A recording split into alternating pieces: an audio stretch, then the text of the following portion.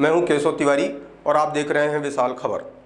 आज हम एक ऐसे व्यक्ति की कहानी लेकर के आए हैं जो पढ़ा लिखा होने के बाद कभी सिंधु स्कूल में शिक्षक था और आज उसे मजबूरी में एक फल की दुकान में नौकरी करनी पड़ रही है।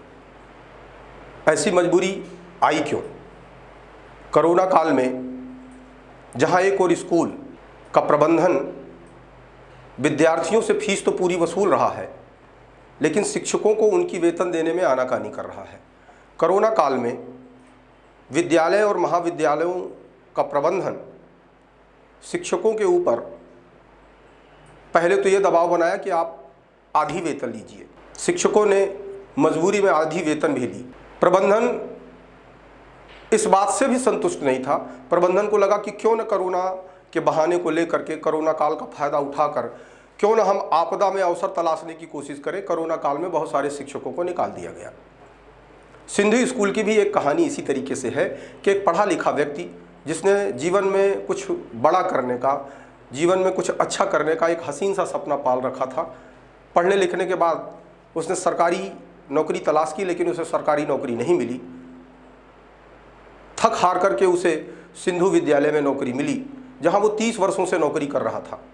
अच्छी खासी ज़िंदगी चल रही थी, लेकिन अचानक उसकी ज़िंदगी में एक ऐसा वज्रपात हुआ कि सिंधु स्कूल के प्रबंधन ने उसे नौकरी छोड़ने का दबाव बनाया। उसे निकाला भी नहीं गया, उसके ऊपर इस्तीफा देने का दबाव बनाया गया।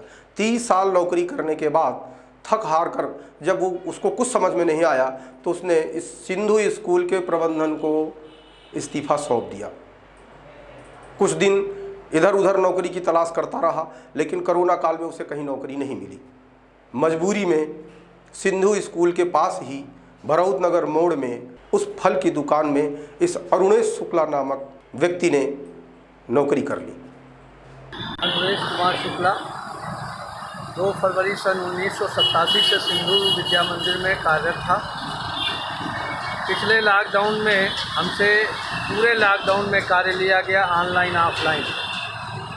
इस लॉकडाउन के पश्चात मुझे बताया गया कि आपको हाई स्कूल की प्रैक्टिकल परीक्षा का काम करना है।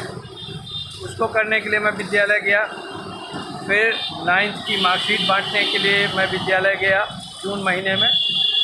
8 जून को प्राचार्य जी द्वारा हमें ये निर्देशित किया गया कि विद्यालय ने आपको बैठा दिया है, अब विद्यालय आपको नहीं आना है।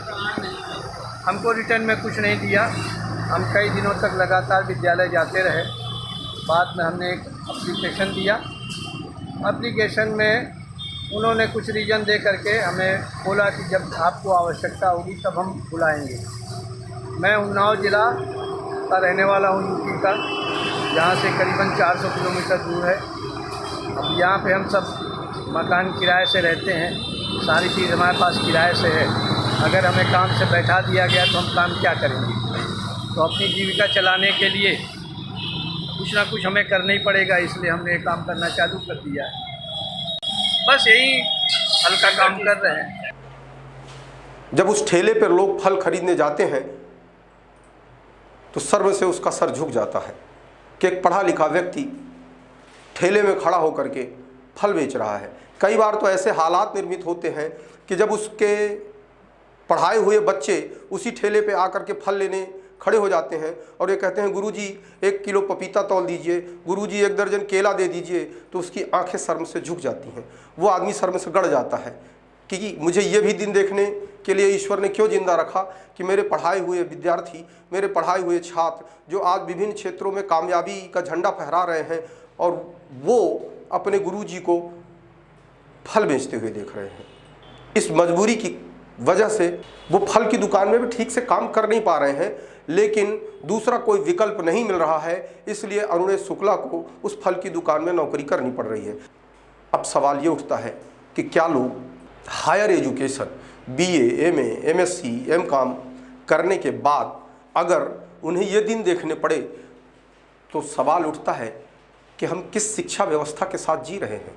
हमें कैसी शिक्षा दी जा रही है कि पोस्ट ग्रेजुएट होने के बाद MA, MCom, MSc होने के बाद अगर किसी व्यक्ति को फल की दुकान में फल बेचना पड़े तो ऐसी शिक्षा व्यवस्था पर निश्चित ही प्रश्न चिन्ह उठते हैं, ऐसी शिक्षा व्यवस्था पर निश्चित ही सवाल उठते हैं कि क्या हमें ऐसी शिक्षा व्यवस्था के साथ जीना चाहिए, क्या हमें ऐसी शिक्षा व्यवस्था के साथ आगे जाना चाहिए, क्या हमें अपने आने वाले भविष्य को इसी तरीके की शिक्षा व्यवस्था के तहत पढ़ाना चाहिए। जिस तरीके से बेरोजगारी का दौर, जिस तरीके से बेरोजगारी का आलम आज इस देश के अंदर है, पढ़े लिखे लोग अगर इसी तरीके से फल की दुकान में नौकरी करेंगे तो शायद आने वाले समय में युवाओं का इस तरीके की शिक्षा व्यवस्था से विश्वास उठ जाएगा।